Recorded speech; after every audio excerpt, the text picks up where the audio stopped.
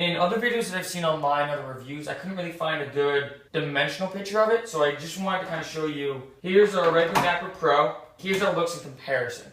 So as you can see, when I put it on top of the keyboard, it's almost the exact length, maybe about a quarter of an inch off of it. Maybe I guess close to half, I don't know. But it's pretty small, as you can see. I can put it right there, and it actually fits pretty perfectly in relation to what the MacBook Pro is. Now, if Ableton load it up, so I can show you.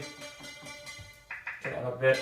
And one thing I like about the LPK25 is that when I'm using it with Ableton and other like software, depending on whatever your DAWs or whatever VSTs or plugins you use, I don't really do too much hardware in the sense that I know some people really like having the pads in front of them in terms of like a drum pad or having certain parameter knobs or whatnot.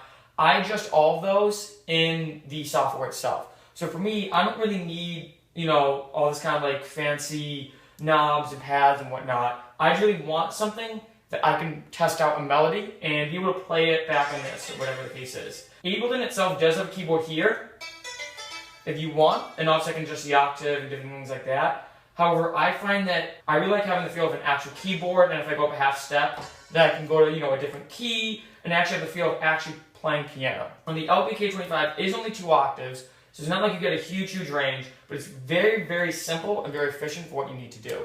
Especially with this, as I said before, I don't really adjust too many parameters or anything like that. I just want to hear what a melody might sound like when I play it out. So adjusting an octave is very easy. I will say though, when it comes to adjusting an octave, is you can't see what octave you're on. Here, obviously, it's regular, so that would be C3.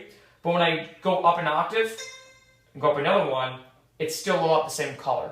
So when this is lit up, you can't tell which octave above middle C it is, and same thing with the octave below. So it is kind of a downfall when it comes to the LPK25, but once you get to this point when they're both gray, you know that it's the middle range, and then up or down comes the Mac. It does have other features. I don't use these, but I'll show them. If you want to arpeggiate, turn it on like this. Like that. And then the tempo you can tap if you want to speed up. So if it's like this, I want to like that. I don't really use that though, in my opinion. I think if you're going to arpeggiate something, you may as well just do it in the program. But I know some people might really want that feature. But I'll show that. It does also have a sustain. So if I press like this, you hear any sustain. If I hold this, and then when I release, it comes off. The problem that I have with the sustain, maybe this is because I did play piano, is that I'm so used to doing with my feet, that doing with my hands, and then taking it off and doing like that, feels really bizarre. It's also kind of weird that if I'm playing with both hands, somehow to try to hold the sustain. So I don't really use the sustain. And then you have the possibility to program this as well. For me, my production setup is very simple. Obviously, especially traveling around, the more simple your production setup is, the easier it is to produce. And so for this, it actually really works well.